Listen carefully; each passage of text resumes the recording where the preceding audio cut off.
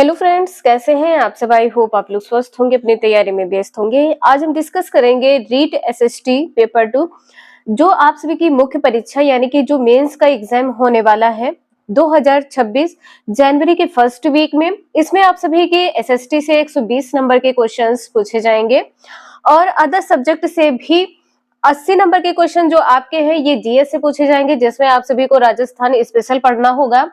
और जो आप सभी के अदर सब्जेक्ट है उसमें 20-20 और 10-10 नंबर के क्वेश्चंस पूछे जाएंगे। तो जितने भी एसएसटी के स्टूडेंट्स हैं आप सभी लोग, आप लोग 120 नंबर की प्रिपरेशन यहाँ पर आप लोगों को देखने को मिलेगी।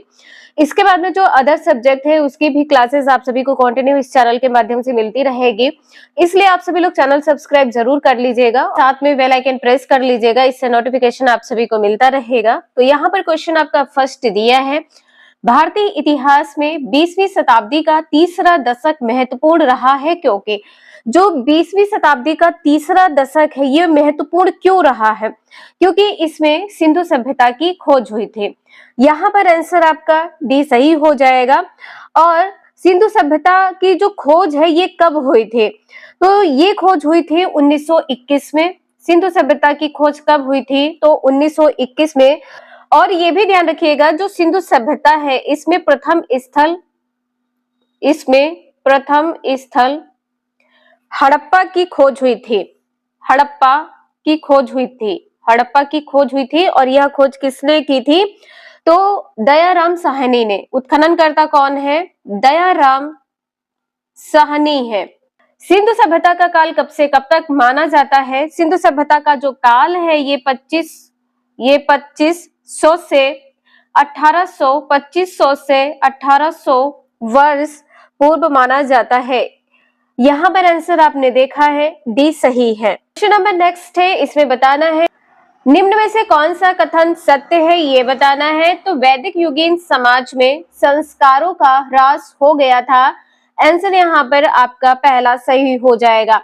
और जो वैदिक युगीन है इसमें प्रारंभिक ग्रंथों में, वैदिक युगीन के प्रारंभिक ग्रंथों में संस्कार व्यवस्था का सूक्ष्म उल्लेख मिलता है। किसमें मिलता है? प्रारंभिक ग्रंथों में संस्कारों का सूक्ष्म उल्लेख मिलता है।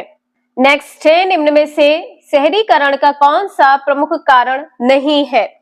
जो प्रमुख कारण नहीं है ये हो जाएगा बढ़ती महंगाई।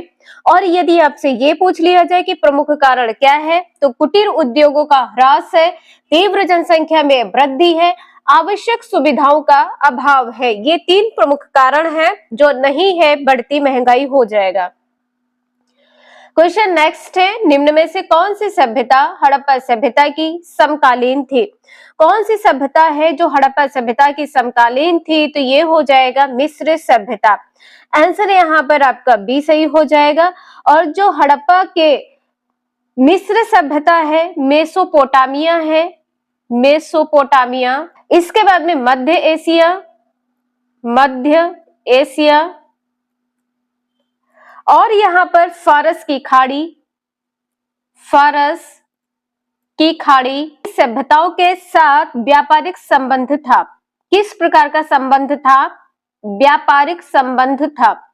आंसर यहाँ पर आपने देखा है बी सही है। और आपसे यदि पूछ लिया जाए कि जो मम्मी है इसके प्रमाण कहाँ मिले हैं, जो मम्मी के प्रमाण है ये कहाँ पर मिले हैं?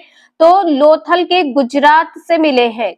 लोथल के गुजरात से मिले हैं। ये सभी क्वेश्चन आपके एग्जाम के लिए वेरी वेरी मोस्ट इंपोर्टेंट है, इसलिए आप सभी लोग इनका रिवीजन जरूर करते रहिएगा। जैसा कि आप लोगों को पता है कि आपका एग्जाम जनवरी के फर्स्ट वीक में होने वाला है 2026 में, इसलिए आप सभी लोग इसका रिवीजन करते रहिएगा। क्वेश्चन यहाँ पर नेक्स्ट दिया है, कर्मचारी वेतन भोगी है जबकि किसान राजा की भूमि जोतते हैं।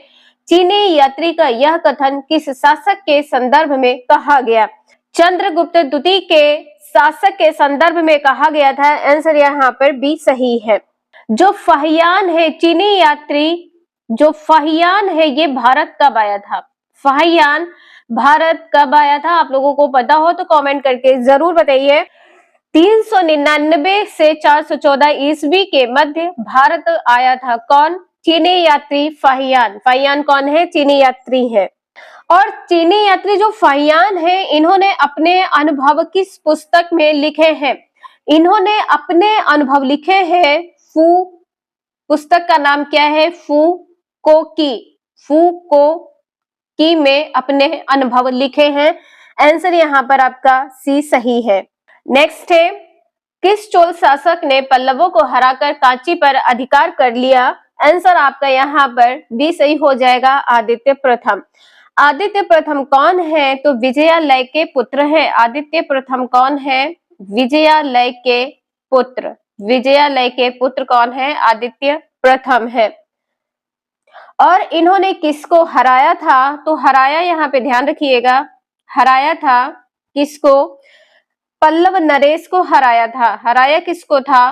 तो पल्लव नरेश को हराया था। पल्लव नरेश को हराकर कांची पर अधिकार कर लिया था। और इसके अतिरिक्त किसको हराया है? पराजित किसको किया है? ये भी ध्यान रखिएगा, किसको पराजित किया है?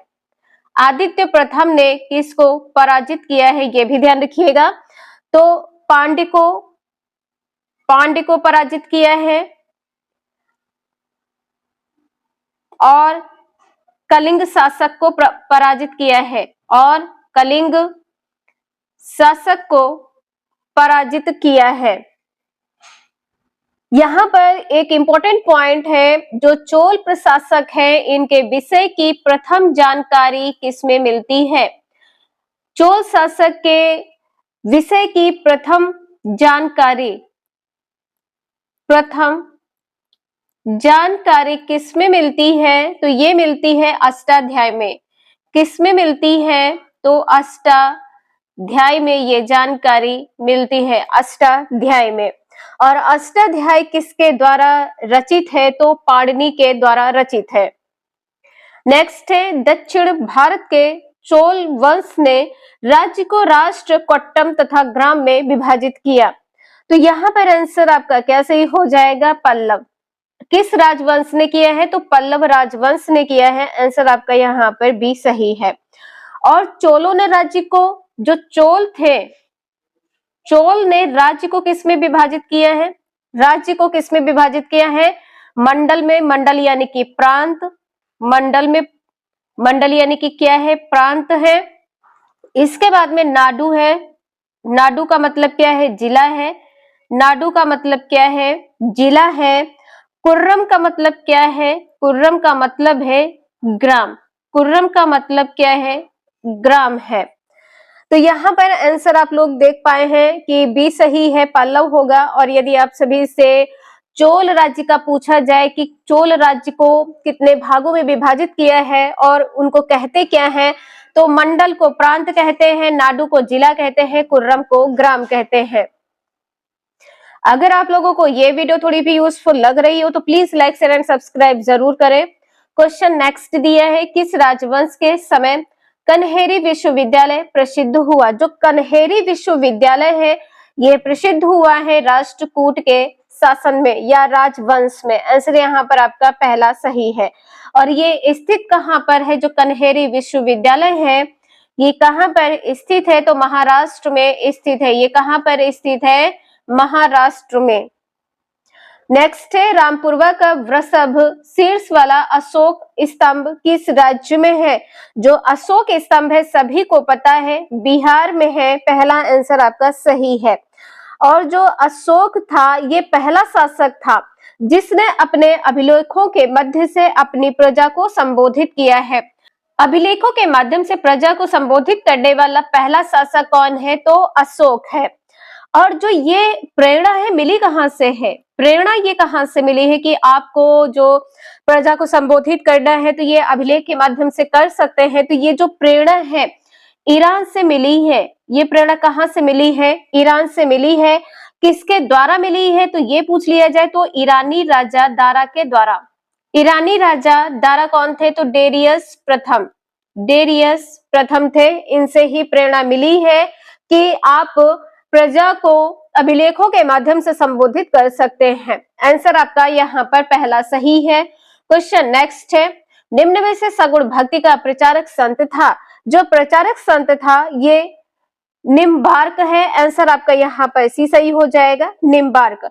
और सगुण भक्ति के यहाँ पर प्रचारक संत कौन कौन से हैं? निम्बार्क आपने देख लिया है, रामानुज है, रामानुज।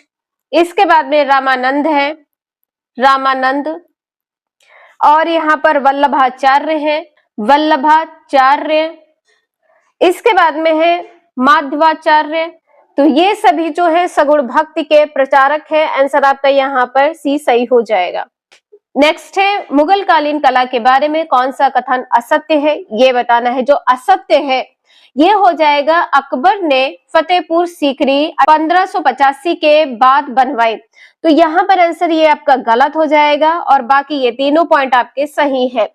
बीजापुर में इब्राहिम रोजा है, अकबर का मकबरा सिकंदरा में है, शाहजहां ने दिल्ली में तख्ते ताउस बनवाया है। जो यहाँ पर 1585 ईस्वी के बाद लिखा है ये गलत हो जाएगा। इसके बाद में नहीं बल्कि इसी के समय फतेहपुर सीकरी का निर्माण हुआ है। और यदि आपसे समय पूछ लिया जाए तो 1571 से 1585 के समय में अकबर ने फतेहपुर सीकरी का निर्माण करवाया है। यहाँ पर आंसर आपने देखा है बी सही है। नेक्स्ट है महाराणा प्रताप की जो मृत्यु है किस समय हुई थी, किस आयु में हुई थे। तो इनकी जो मृत्यु है ये 57 वर्ष की आयु में हुई थी। आंसर यहाँ पर बी सही हो जाएगा। और इनका जो जन्म है कब हुआ था, तो जन्म यहाँ पर कब हुआ था, 9 मई जन्म हुआ था, 9 मई 1540 में। 1540 में कहां पर हुआ था, कुंभलगढ़ के प्रसिद्ध बादल महल में। कहां पर हुआ था, कुंभलगढ़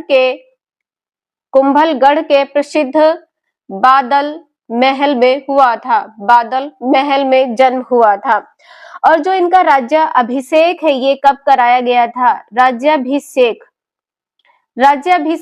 कब कराया गया था। राज्याभिषेक जो है ये कराया गया था 28 फरवरी 1572 में। 1572 में कहां पर हुआ था, गोगुंदा में हुआ था, गोगुंदा में राज्याभिषेक हुआ था। और जो इनकी मृत्यु है ये कब हुई थी, तो इनकी जो मृत्यु है समय क्या है, मृत्यु का समय 19 जनवरी 1597 में हुई थी। और ये तब इनकी आयु क्या थी, 57 वर्ष थी। और इनकी जो मृत्यु है कहां पर हुई थी, चावंड में हुई थी, मृत्यु हुई थी चावंड में। यदि आपसे ये पूछ लिया जाए कि चावंड में कहां पर हुई थी, तो बानडोली में हुई थी। कहां पर हुई थी, बानडोली में हुई थी। नेक्स्ट है सन 1800 के आसपास भारतीय निर्यात में सूती कपड़े का प्रतिशत 30 था। 1870 ईस्वी तक घटकर कितना प्रतिशत रह गया है, तो ये रह गया है 3%। आंसर यहाँ पर आपका डी सही हो जाएगा, 3%। नेक्स्ट है महिलाओं ने भी जागरण एवं सामाजिक सुधार हेतु आधुनिक काल में लेखन कार्य को प्रोत्साहन दिया है। इस कार्य में उन्होंने कई पुस्तकें लिखी हैं। 1876 ईस्वी में प्रकाशित ग्रंथ आमार जीवन की लेखिका थी। तो यहाँ पर आपसे सिर्फ ये पूछा गया है कि जो आमार जीवन है इनकी लेखिका कौन है, तो रस सुंदरी देवी है। यहाँ पर पहला आंसर सही हो जाएगा। इस पुस्तक की रचना कब की गई है, प्रकाशित कब हुई है, तो 1876 ईस्वी में। नेक्स्ट है भारतीय संविधान को अंगीकृत किया गया है संविधान सभा के द्वारा। आंसर यहाँ पर पहला सही हो जाएगा। कब किया गया है यदि ये पूछ लिया जाए तो 26 नवंबर 1949 को अंगीकृत किया गया है। 1949 को संविधान सभा में अंगीकृत किया गया है, पहला आंसर सही है। नेक्स्ट है पंथ निरपेक्ष शब्दावली जिसे बाद में जोड़ा गया का उल्लेख भारतीय संविधान के किस भाग में मिलता है, तो ये किस भाग में मिलता है, सी आंसर सही हो जाएगा, प्रस्तावना की उद्देशिका में। और जो 1976 में संशोधन किया गया है, तो ये संशोधन कौन सा है, 42वां संविधान संशोधन है, 42वां संविधान संशोधन है। यहाँ पर आंसर आपने देखा है सी सही है। और यदि आपसे ये पूछ लिया जाए कि सबसे महत्वपूर्ण संविधान संशोधन कौन सा है, तो ये है 1976 का 42वां संविधान संशोधन। इसे क्या कहते हैं, लघु संविधान कहते हैं। इसको क्या कहते हैं, तो लघु संविधान कहते हैं। किसी क्वेश्चन में कोई डाउट हो तो प्लीज आप सभी लोग क्वेश्चन नंबर जरूर मेंशन कर दीजिएगा। क्वेश्चन यहाँ पर नेक्स्ट दिया है, बालकों के अधिकार बिल कौन सा अनुच्छेद यह कहता है मुझे मेरे अधिकारों को जानने का अधिकार है? तो कौन सा अनुच्छेद कहता है? अनुच्छेद 42 कहता है। आंसर यहाँ पर पहला सही हो जाएगा। एक इंपॉर्टेंट क्वेश्चन है, यहाँ पर आप सभी लोग इसका स्टार कर लीजिएगा। आपके किसी भी पेपर में पूछा जा सकता है, किसी भी सब्जेक्ट के पेपर में। संयुक्त राष्ट्र संघ बाल अधिकार घोषणा पत्र कब जारी हुआ है? ये जारी हुआ है 20 नवंबर 1992 को। यहाँ पर आपने देखा है पहला आंसर सही है। नेक्स्ट है, निम्न में से कौन सा मौलिक अधिकार नहीं है? जो मौलिक अधिकार नहीं है ये हो जाएगा मतदान का अधिकार। जो मौलिक अधिकार है ये किस भाग में इसका उल्लेख किया गया है? तो भाग 3 है। किस भाग में? भाग 3 में। यहाँ पर आंसर आपका सी सही है। और जो 44वां संविधान संशोधन हुआ है ये कब हुआ है? तो 1978 में हुआ है। 1978 में हुआ है और इसमें संपत्ति का अधिकार हटा दिया गया है। संपत्ति का अधिकार हटा दिया गया है। संपत्ति का अधिकार हटा दिया गया है और इसको जो अनुच्छेद 300 का है, अनुच्छेद 300 का है, जो संपत्ति का अधिकार है इसको हटाकर अनुच्छेद 300 का के तहत कानूनी अधिकार बना दिया गया है। ये क्या है? कानूनी अधिकार है। कानूनी अधिकार, कानूनी अधिकार है। आंसर यहाँ पर आपका सी सही है। क्वेश्चन नंबर नेक्स्ट है, मूल कर्तव्य संविधान के भाग 4 का के किस अनुच्छेद में समाहित है? ये समाहित है 51 का ए में। यहाँ पर आंसर आपका पहला सही हो जाएगा। और अनुच्छेद 51 का में कितने मूल कर्तव्य जोड़े गए हैं? तो इसमें 10 मूल कर्तव्य जोड़े गए हैं। इसमें 10 मूल कर्तव्य जोड़े गए हैं। जो 86वां संविधान संशोधन है ये कब हुआ है? तो ये हुआ है 2002 में। 2002 के द्वारा जो 11वां मूल कर्तव्य है इसको जोड़ा गया है। 11वां मूल कर्तव्य जोड़ा गया है। आपसे पूछा जा सकता है कि संविधान संशोधन के द्वारा 86वां संविधान संशोधन कब हुआ है? 2002 में हुआ है। और इसमें कौन सा मूल कर्तव्य जोड़ा गया है? तो 11वां मूल कर्तव्य जोड़ा गया है। आंसर आपने देखा है यहाँ पर पहला सही है। नेक्स्ट है, राष्ट्रपति चुनाव में संबंधित कथन जो है ये गलत है, तथ्य गलत है, ये बताना है।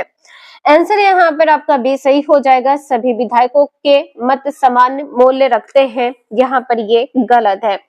तो आज के लिए इतना ही। अगर आप लोगों को ये वीडियो थोड़ी भी यूजफुल लगी हो तो please like share and subscribe जरूर करें। मिलते हैं नेक्स्ट क्लास में। Thank you for watching this video.